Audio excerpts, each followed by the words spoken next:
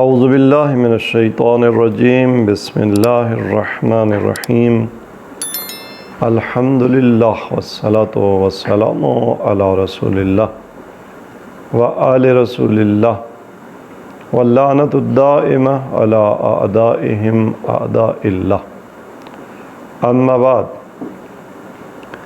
الفصل الثالث فی ان الوجود زائد علی الماہیہ عارض لها، بمعنى ان المفہوم من احدهما غیر المفہوم من الآخر، فللعقل ان یجرد الماہیہ وہی ما یقال فی جواب ما هو عن الوجود فیعتبرها وحدها فيعقلها ثم يصفها بالوجود وهو معنى الأروز،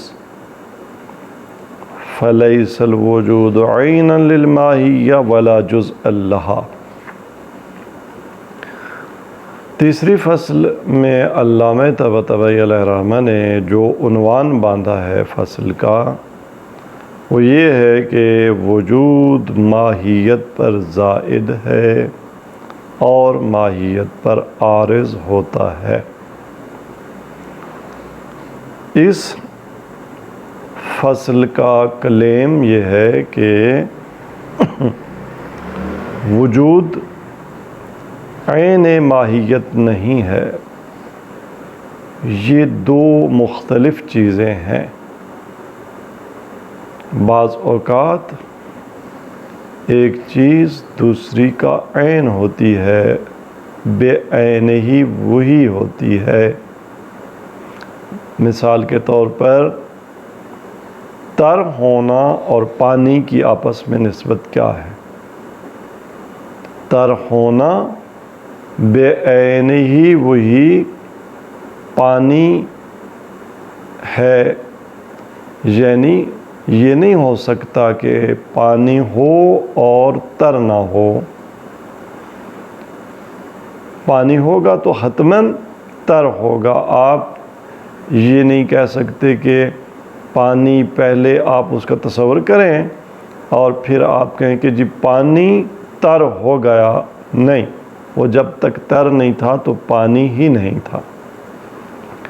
آیا ماہیات عالم وہ چیزیں جو ما ہوا کے جواب میں واقع ہوتی ہیں اور کسی چیز کی ذات تشکیل دیتی ہیں، ان میں وجود شامل ہے یا نہیں؟ وجود ماہیات کے مفہوم میں اس طرح سے ماخوذ نہیں ہے جس طرح سے پانی کے مفہوم میں تری ماخوذ ہے، بلکہ وجود اور ماہیات کی نسبت وہی بنتی ہے جو مثال کے طور پر پانی اور گرم ہونے کی نسبت بنتی ہے۔ یہ ممکن ہے، یہ ہو سکتا ہے پانی ہو گرم نہ ہو، بعد میں ہیٹ کے عوامل کی وجہ سے اس پر گرمی، حرارت عارض ہو، طاری ہو۔ یہی معاملہ ہے ماہیات اور وجود کا، یعنی ماہیات کے ساتھ وجود کی نسبت وہ نہیں ہے جو پانی کے ساتھ طری کی ہے، بلکہ وہ ہے جو پانی کے ساتھ گرم ہونے کی ہے۔ بنابراین اس فصل کا کلیم یہ ہوا کہ جب ہم مختلف ماہیات کو دیکھتے ہیں، مثال کے طور پر انسان کی ماہیت، درخت کی ماہیت، پانی کی ماہیت، زمین و آسمان کی ماہیت، مختلف چیزوں کی ماہیات، تو اس کا مطلب یہ نہیں ہے کہ وہ حتماً موجود بھی ہوں، وجود ان کا حصہ ہو، جیسا کہ تری پانی کا حصہ ہے۔ پانی یہ نہیں ہو سکتا کہ تر نہ ہو۔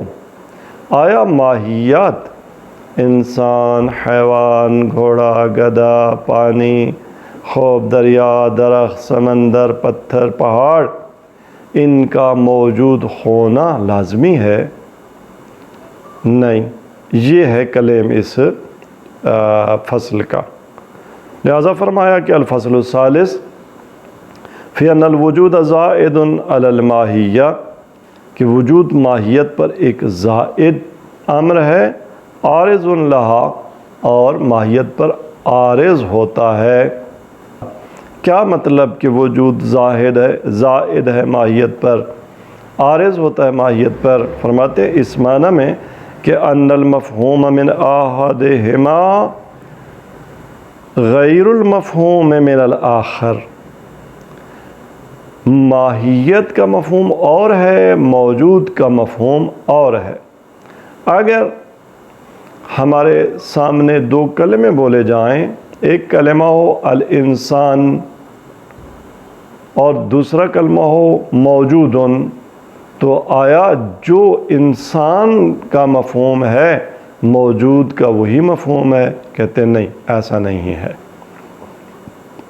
بمعنی ان المفہوم من احدہما، کہ ماہیت اور وجود میں سے ہر ایک کا مفہوم غیر المفہوم من الآخر، دوسرے کے مفہوم کا غیر ہے۔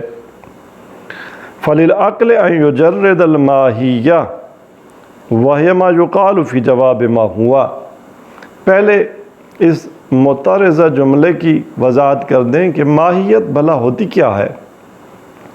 تو ایک جملے میں جواب دیتے ہیں کہ وَهِيَ مَا يُقَالُ فِي جَوَابِ مَا هُوَ، جب بھی آپ کسی چیز کے بارے میں پوچھتے ہیں کہ ما ہوا، یہ کیا ہے، تو جو جواب میں اور درست جواب میں جو کچھ بولا جاتا ہے وہ اس چیز کی ماہیت ہوتی ہے۔ جب آپ پوچھتے ہیں کہ الانسان ما ہوا منطق میں، تو جواب جب ہم یہ دیتے ہیں کہ الانسان حیوان ناطق، انسان ایک ناطق حیوان ہے۔ آپ پوچھتے ہیں الماء ما ہوا، پانی کیا ہے، اور ہم جواب میں جب کہتے ہیں کہ الماء سیال یا مائع سیال بارد بالطبع، یہ جو جواب میں ہم نے خصوصیات بتائیں یہ پانی کی ماہیت ہے، وہ انسان کی ماہیت ہے۔ تو ما ہوا کے جواب میں جو بولا جاتا ہے، کسی چیز کی آئیڈینٹی جو بتائی جاتی ہے، اسے ماہیت کہتے ہیں۔ ماہیت کا مفہوم کلیئر ہو جانے کے بعد علامہ یہ فرماتے ہیں کہ انسانی عقل میں یہ طاقت پائی جاتی ہے کہ ماہیات موجودہ، حتیٰ وہ ماہیت جو پائی جاتی ہیں ان سے وجود کو جدا کر لے، ماہیت کو وجود سے عاری کر دے، جدا کر دے۔ فَيَعْتَبِرَهَا وَحْدَهَا، اور ماہیت کو بلا وجود اس کا اعتبار کرے، اور ماہیت کو وجود سے مجرد کرنے کے بعد، ماہیت سے وجود کا لباس اتارنے کے بعد، ماہیت کو وجود سے عاری دیکھنے کے بعد پھر عقل کیا کرے؟ ثم یصفھا بالوجود، پھر اس ماہیت کی صفت وجود کہے کہ ھذہ الماہیۃ موجودۃ، انسان کی ماہیت وجود سے عاری کر کے دیکھے حیوان ناطق، اور پھر کہے کہ الحیوان الناطق موجود، یہ عقل میں طاقت پائی جاتی ہے۔ اور یہی ہے معنی عروض کا، وَهُ معنى العروض، یہاں عروض کا معنی یہی ہے۔ تو نتیجہ کیا نکلا؟ فَلَيْسَ الْوُجُودُ عَيْنًا لِلْمَاهِيَّةِ، وجود عین ماہیت نہیں ہے،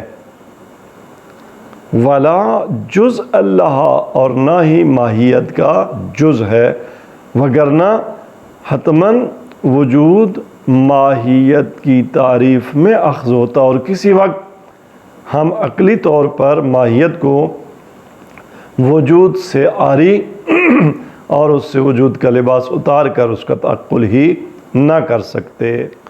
والدلیل علیہ ان الوجود یصح سلبہ عن الماہیہ ولو کان عینا او جزءا لہا لم یصح ذلک لاستحالۃ سلب عین الشیء وجزئہ عنہ۔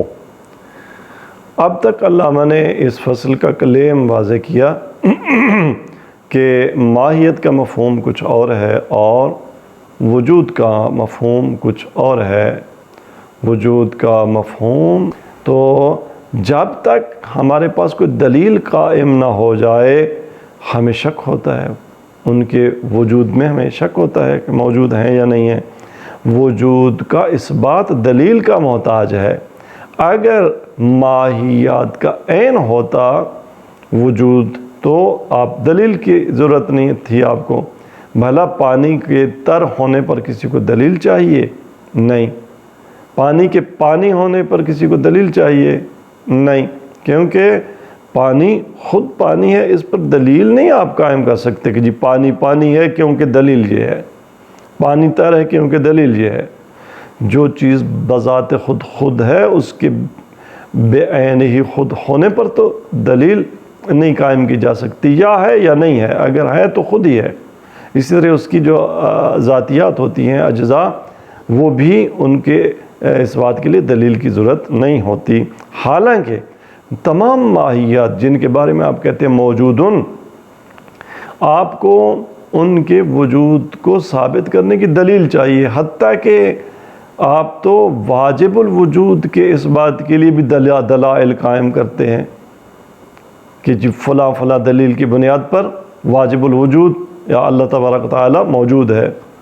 تو اس سے پتہ چلا کہ ماہیات کے لیے وجود کا اس بات دلیل کا جو کہ محتاج ہے، تو پس یہ وجود بے عین ہی ماہیت نہیں ہے اور نہ ہی ماہیت کا جز ہے۔ وَأَيْضًا حمل الوجود علی الماہیہ یحتاج الی دلیل، وجود پر ماہیت پر وجود کا حمل دلیل کا محتاج ہے۔ فَلَيْسَ عَيْنًا وَلَا جُزْءًا لَهَا، پس وجود ماہیت کا نہ عین ہے اور نہ ہی اس کا جز ہے۔ کیوں؟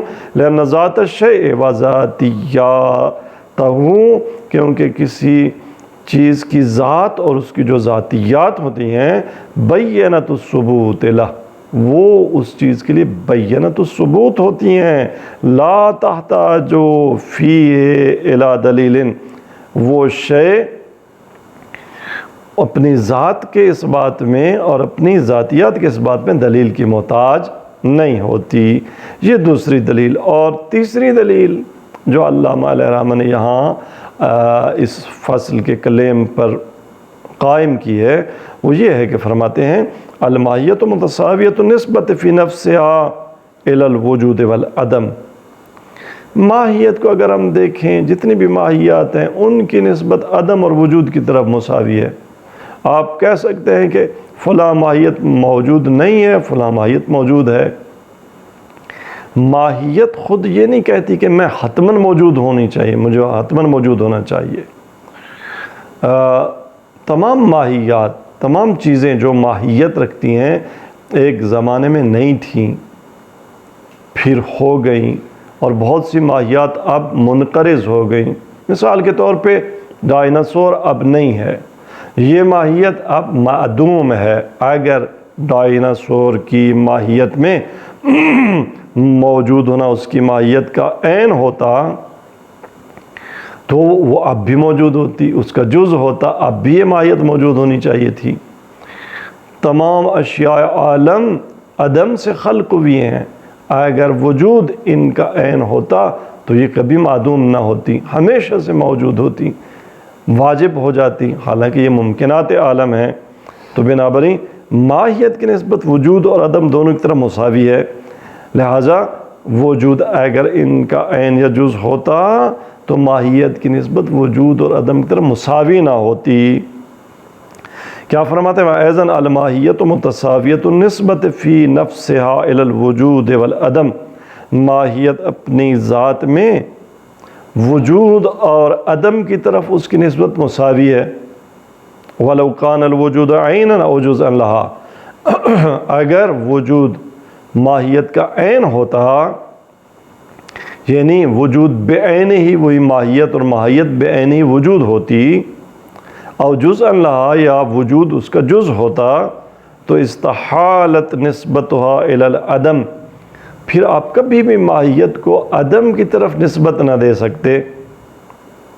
الذی هو نقیض، جو کہ وجود کی نقیض ہے۔ حالانکہ آپ ماہیت کو عدم کی طرف نسبت دے سکتے ہیں؟ اس سے پتہ چلا کہ وجود ماہیت کا نہ عین ہے نہ اس کا جز ہے، بلکہ وجود کا مفہوم اور ماہیت کا مفہوم دو الگ الگ مفاہیم ہیں۔ وصلی اللہ علیہ سیدنا و نبینا محمد وعلی اہل بیت الاطہار علیہ السلام۔